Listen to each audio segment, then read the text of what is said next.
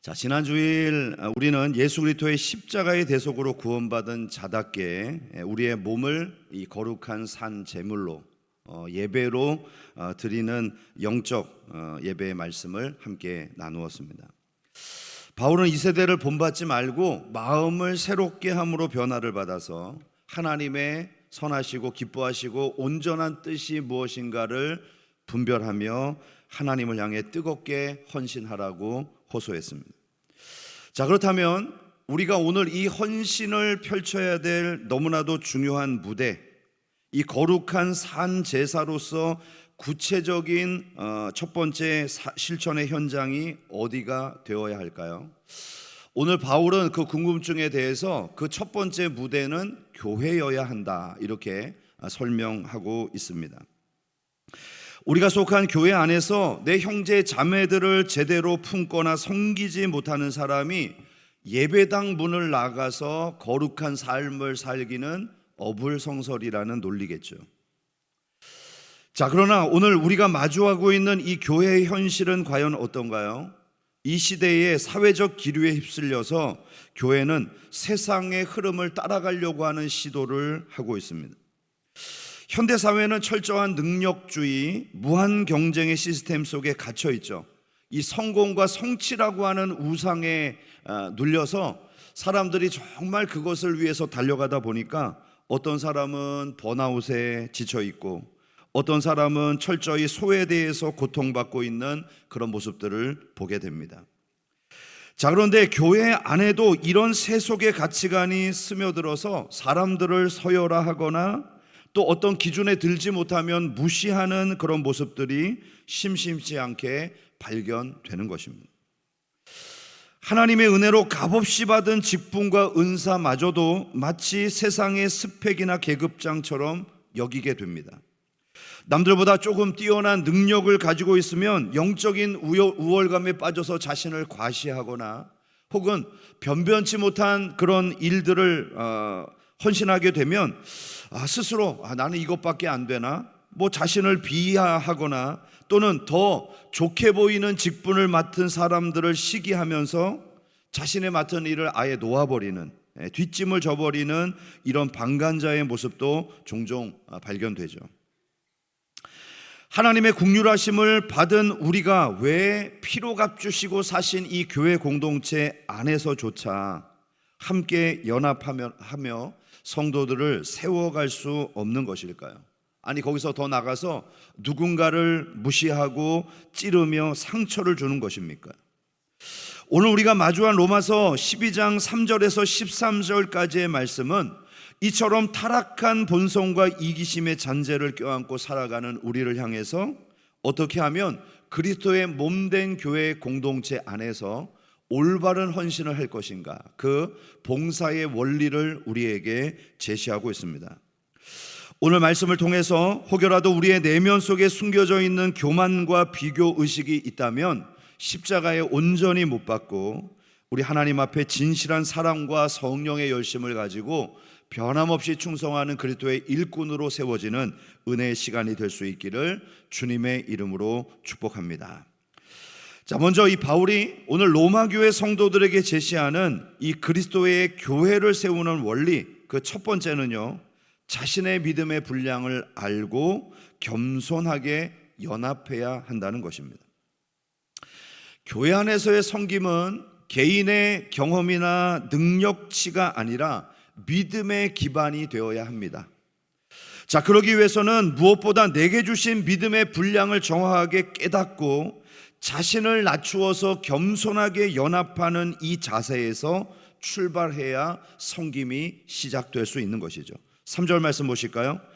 내게 주신 은혜로 말미암아 너희 각 사람에게 말하노니 마땅히 생각할 그 이상의 생각을 품지 말고 오직 하나님께서 각 사람에게 나누어 주신 믿음의 분량대로 지혜롭게 생각하라. 이 말씀이 기록될 당시 이 1세기의 로마 사회는요, 철저히 가진 자와 못 가진 자가 구분되는 사회 체계를 가지고 있었습니다. 당시에 이 가난한 자를 돕기 위해서 마련된 후견인 제도가 있었거든요.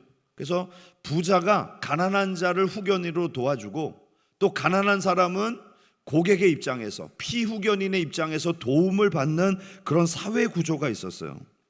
자, 그런데 실제로는 이것이 가난한 자를 돕기 위한 제도라기보다는 이 사회가 명예를 중시하는 사회였잖아요.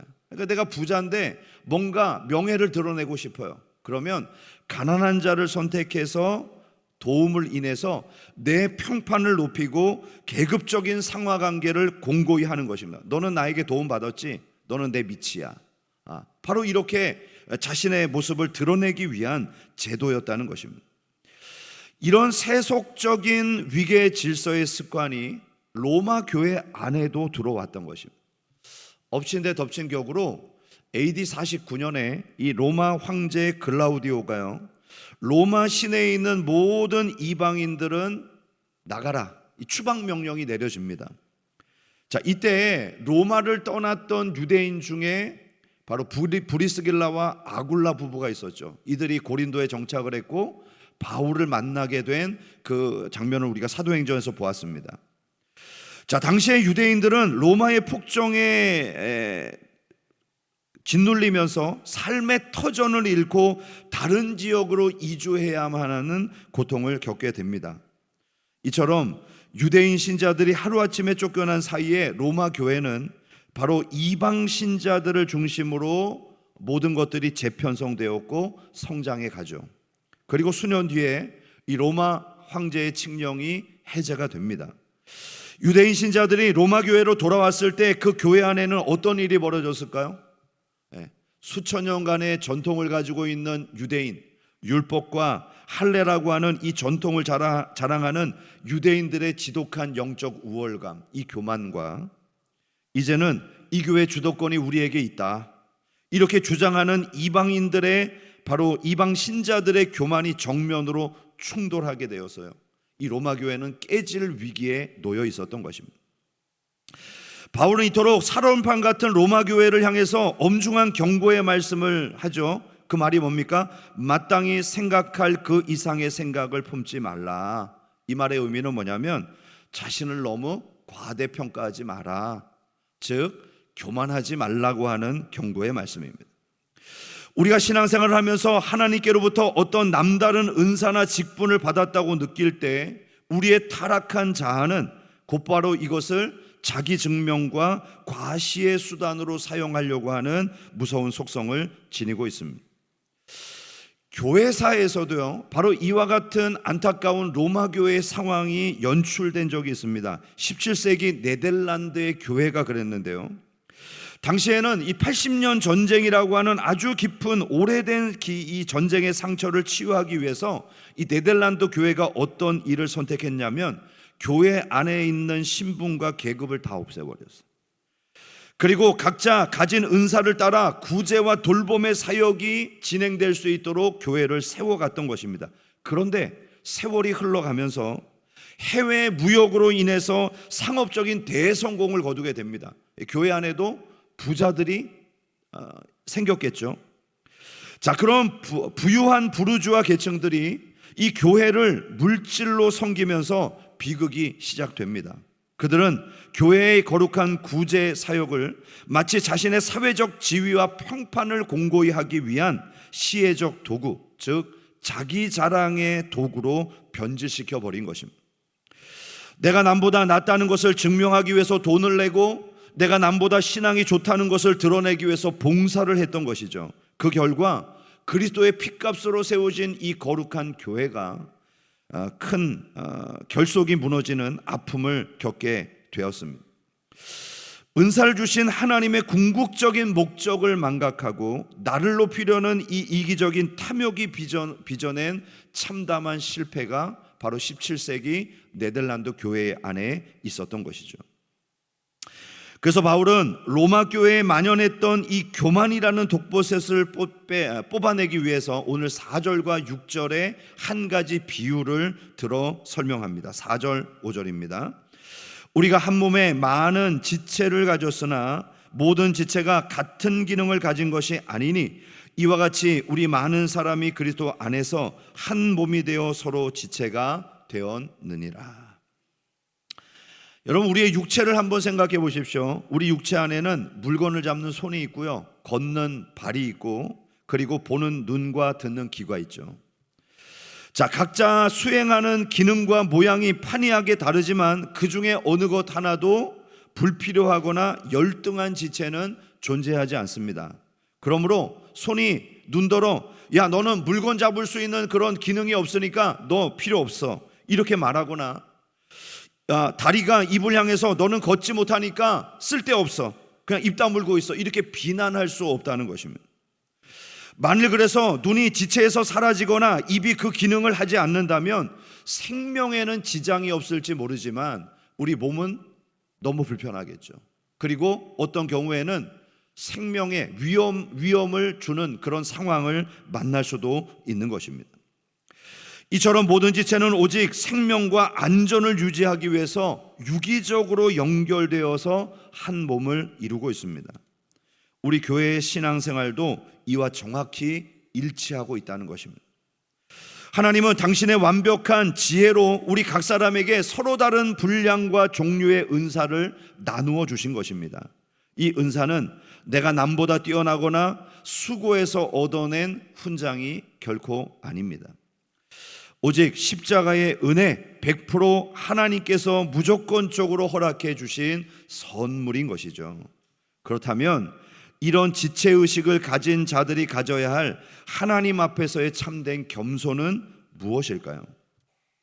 자, 그것은 자기 자신에게 주신 이 은사의 가치를 알고 겸손하게 그 자리를 지켜내는 것입니다. 한번 따라합시다. 은사의 가치를 알고 겸손하게 자리를 지키는 것입니다. 여러분, 이 교만과 자기 비하는요, 한 끗 차이거든요. 네. 교만한 사람이 결국에는 자기 비하의 나락으로 떨어지고, 늘 자기 비하에 갇혀 있는 사람이 뭐 하나 조금 잘하면 교만으로 바로 갈아타는 거예요.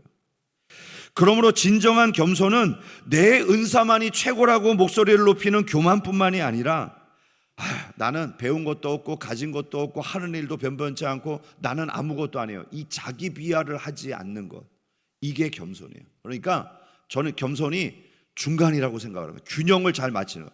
교만하지 않고 자기 비하를 하지 않고 내게 주신 은사의 가치를 알면서 이 자리를 지켜내는 것, 이것이 진정한 겸손이라는 것입니다.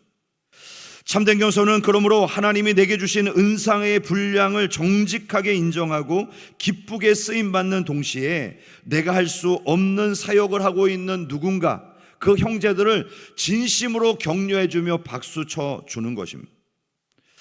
그 형제의 은사와 헌신을 진심으로 인정해주고 연합하는 것, 이것이 바로 상호 협력을 통해서 연합될 때 결국 우리의 섬김이 이 토대 위에서 건실하게 서갈 수 있다는 것이죠.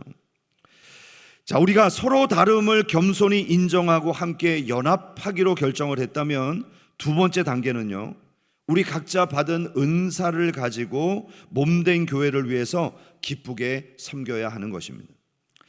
자, 본문에서 사도 바울은 1세기 로마 교회 안에 존재했던 7가지 다양한 은사들을 열거하면서 섬김에 대한 이야기를 이어갑니다. 6절에서 8절인데요.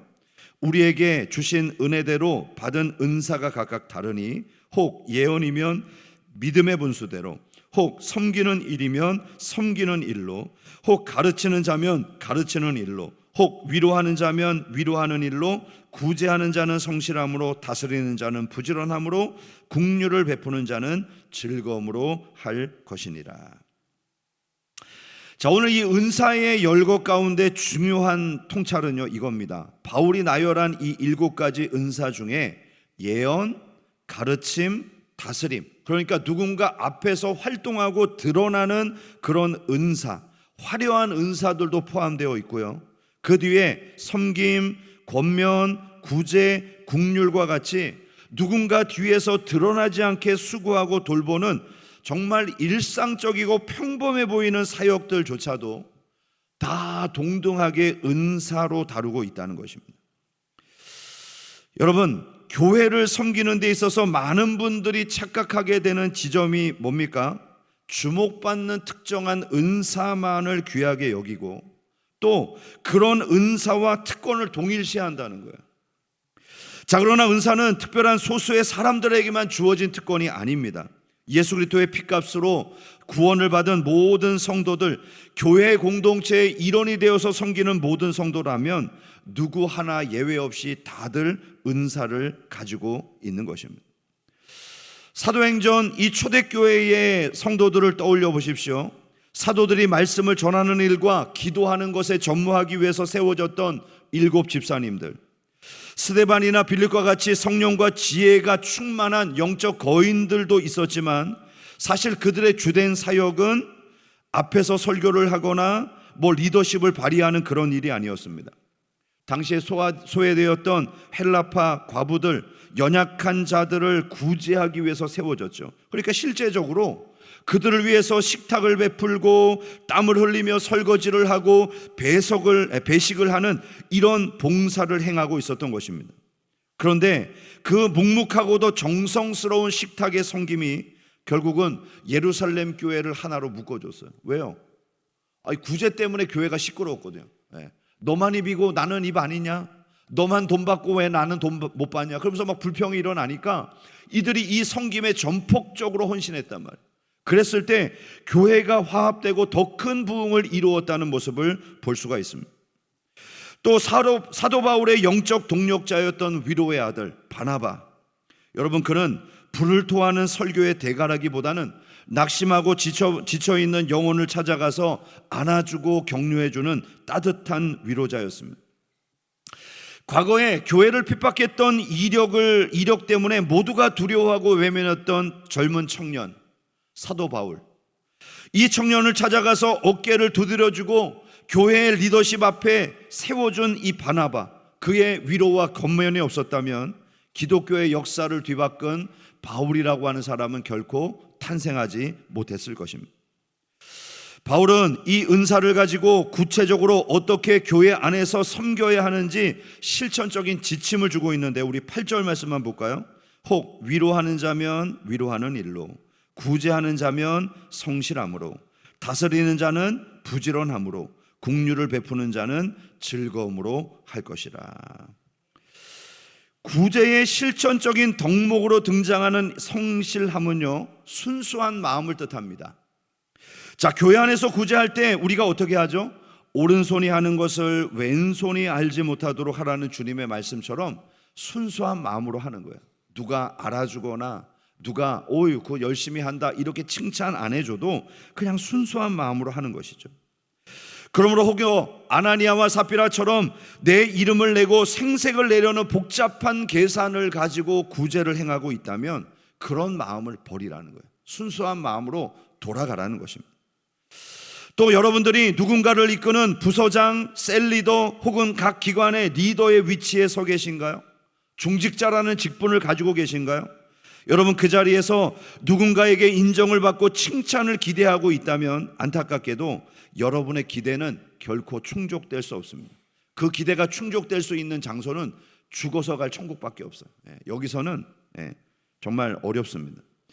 오늘 본문에서 이 다스림이라고 표현된 이 다스림은 군림한다는 뜻의 다스림이 아니라 누군가를 돌본다는 의미에서의 다스림이에요. 왜 다스림이 필요할까요? 왜 권한이 필요하죠? 누군가를 섬기고 돌보기 위해서 권한이 필요한 거예요. 그래서 이 다스림의 은사는 돌보기 위해서 존재하는 리더십을 뜻하고 있습니다.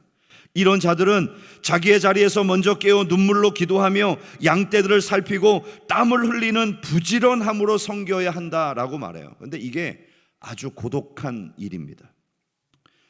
병들고 연약하여 사회적 변두리로 밀려난 자에게 긍휼을 베풀 때 억지나 체면으로 하지 말고 영원한 멸망에 처했던 죄인인 나를 구원하신 그 십자가의 은혜를 기억하면서 미소와 진실 어린 모습으로 다가가라고 오늘 바울은 권면합니다. 오늘도 보이지 않는 곳에서 여전히 하나님 앞에 헌신하는 교회의 지체들이 우리 교회 안에 있습니다. 주일 아침 일찍부터 나와서 아무도 보지 않는 덥고 습한 주방의 열기를 맞으면서 성도들의 한 끼 식사를 준비하기 위해서 비짓땀을 흘리는 그런 분들이 있습니다. 아픈 무릎과 온전치 못한 허리로 중보기도실의 그 가파른 계단을 오르면서 주일 아침 교회와 성도들의 가정을 위해서 눈물 뿌려가며 기도하는 그 따뜻한 기도의 헌신이 있습니다. 자신도 일주일 내내 정말 직장에서 피곤하게 시달렸으면서 주일날 또 오면 그 어린아이들을 가슴에 끌어안고 기도하면서 말씀을 가르치는 교사들의 헌신이 있습니다.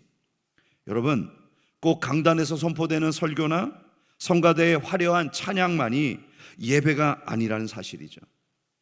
그 이름도 빛도 없이 묵묵히 쏟아내는 여러분의 땀방울 하나하나가 천사도 흠모할 만큼 아름다운 은사요, 제사요, 하나님이 흠양하여 받으실 만한 향기로운 예배임을 굳게 믿을 수 있기를 축복합니다. 내가 받은 은사가 비록 작고 초라해 보일지라도 결코 핑계를 대며 이 은사를 땅에 그냥 묻어두지 않기를 축복합니다.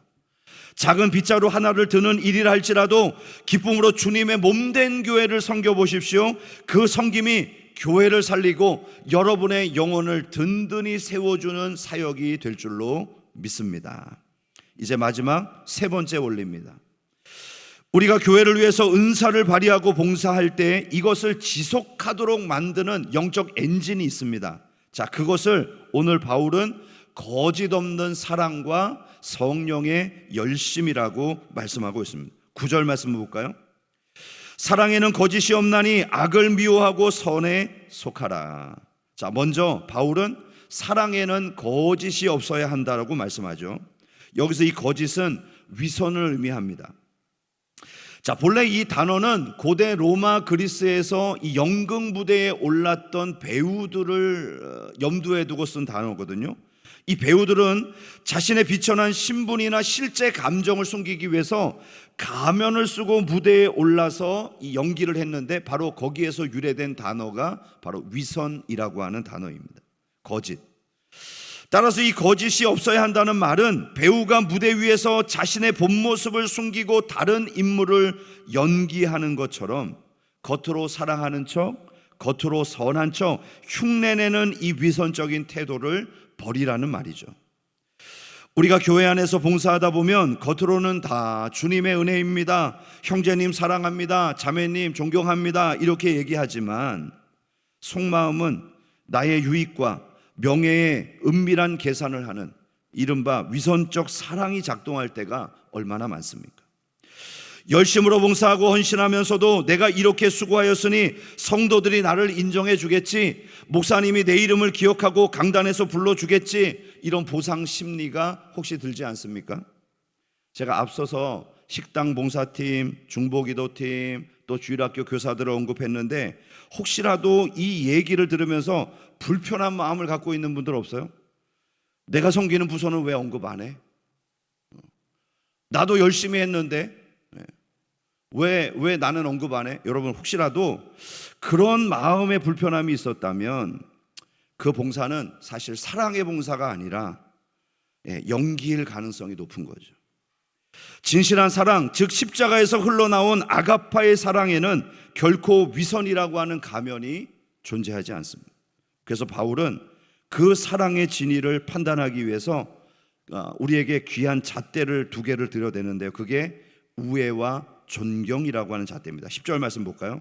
형제를 사랑하며 서로 우애하고 존경하기를 먼저 하며. 인간적인 조건이 맞고 내 마음에 드는 사람만 골라서 끼리끼리 어울리는 것은 세상의 사교 모임에서도 얼마든지 있는 일입니다. 자, 그러나 교회 안에서의 사랑은요, 내 기질과 맞지 않고 심지어 내게 상처를 주고 나를 실망시키는 형제라 할지라도 그를 사랑해야 한다는 것이죠. 그 이유가 뭡니까? 그가 훌륭해서가 아닙니다. 그가 사랑받을 만한 자격이 있어서가 아닙니다. 오직 예수 그리스도에서 그 연약한 한 영혼을 위해서 자신의 생명의 피를 뿌려서 그를 위해 죽으셨다는 이 사실 하나만으로도 그는 사랑받기에 충분한 존재라고 하는 이 십자가의 은혜의식, 이것이 작동하기 때문입니다. 단순히 그렇게 머리로만 인정하는 것이 아닙니다. 그것은 거짓 사랑일 가능성이 높습니다. 바로 그와 같은 사랑이 있다면 먼저 찾아가서 우애를 청하고 먼저 그를 존경하고 내가 먼저 다가가는 이 손을 내미는 것이 필요하다는 거예요. 이것이 십자가의 사랑을 통과한 자들만이 내밀 수 있는 위선 없는 진실된 사랑이라는 것입니다. 이 십자가의 사랑이 든든히 밑받침이 되어 갈 때 우리는 한결같은 섬김을 할 수 있는 사람이 될 수 있다는 것이죠. 두 번째로 제시되는 영적 엔진은요, 성령의 뜨거운 열심입니다. 11절 보실까요? 부지런하여 게으르지 말고 열심을 품고 주를 섬기라. 자, 여기서 이 열심을 품는다라고 하는 말은 성령의 불길로 우리의 심령의 물이 펄펄 끓어오르는 상태를 뜻합니다. 구원받은 십자가의 은혜에 깊이 감격하면서 내 영혼의 보일러가 꺼지지 않고 용광로처럼 계속 끓고 있어야 한다는 것이죠. 교회는 적당히 남의 눈치를 보거나 내 체면을 구기지 않을 정도로 대충 해치워야 할 일이 아닙니다. 여러분, 우리의 이 섬김은요, 천지 만물을 창조하시고 주인 되신 우리 하나님 아버지, 만왕의 왕이 되신 그 왕 앞에서 치루어지는 어전 사역이에요. 어전 사역. 여러분, 가끔 사극의 드라마를 보시면 어전 앞에 서 있는 신하들의 모습을 보잖아요. 뭐 합니까? 일단 겸손하게 머리를 숙입니다. 왕의 얼굴을 쳐다보면 안 돼요. 네, 겸손해야 돼요. 그러니까 하나님 앞에서는, 왕이신 하나님 앞에서는 겸손해야 돼요. 그리고 두 번째는요, 자신에게 주어진 역할을 최선을 다해서 합니다. 상소문이 있으면 왕이시여, 지금 백성들이 도탄에 빠져 있사오니 왕은 성원을 내리어 통촉하여 주시옵소서. 막 최선을 다해서 얘기를 합니다. 왕이 질문을 합니다. 지금 바깥이 시끄러운데 어찌하여 이런 일인가? 백성이 굶주려 지금 음식을 달라고 성문 앞에 있으니 이 어찌 슬픈 일이 아니오리이까? 왕이시여, 곳간을 열어 백성들에게 음식을 하사하여 주심이 아랜 줄로 아래오. 오른 줄로 아래오. 근데 여러분, 사극을 볼 때 막 신하가 중얼중얼거려. 좀 그런 것 좀 곳간 좀 열어서 주지. 왕이 뭐 하는 거야? 뭐 이렇게 얘기를 하면 왕이, 야 잠깐만, 너 하는 얘기 잘 안 들렸어. 다시 한번 얘기해 줄래? 이런 거 단 한 번도 본 적이 있어요? 없죠. 큰일 나죠. 왕 앞에는 왕이 한 번에 들으시도록 정말 또박또박 정성을 다해서 드려야 하는 거예요. 여러분, 우리의 사역은 어전 사역입니다. 대충 해치우고 그냥 얼렁뚱땅 넘어가야 될 일이 아니에요. 매 순간 진실하고 치열하게 주님을 섬기는 것이고요, 그것이 화장실이건 화단이건 식당이건 남들이 알아주지 않는 저 구석 골방의 어떤 사역이라 할지라도 여러분, 정말 주님께 하듯 최선을 다해서 행해야 하는 일인 것입니다. 더 나아가서 12절과 13절에는 이 내면의 사랑과 열심이 우리의 삶의 현장에서 어떻게 열매로 결실되어야 하는지를 보여주는데요, 12절 13절 보겠습니다. 소망 중에 즐거워하며 환난 중에 참으며 기도에 항상 힘쓰며 성도에 쓸 것을 공급하며 손 대접하기를 힘쓰라. 우리가 믿음의 길을 걷고 주님의 몸된 교회를 섬기다 보면 때때로 억울한 오해를 받기도 하고요, 예기치 않는 환난의 중심에 서기도 합니다. 나는 교회에서 열심으로 섬기고 있는데 나는 이제까지 교회 안에서 문제를 만난 적이 한 번도 없어요. 관계도 다 좋고요, 남들이 나한테 싫은 소리 하는 거 단 한 번도 듣지 못했다니까요. 여러분, 죄송하지만 그렇게 생각하는 분이 있다면 그분은 일하지 않는 분이에요. 일하지 않으면 말도 없고 문제도 없고 싫은 소리도 나오지 않아요.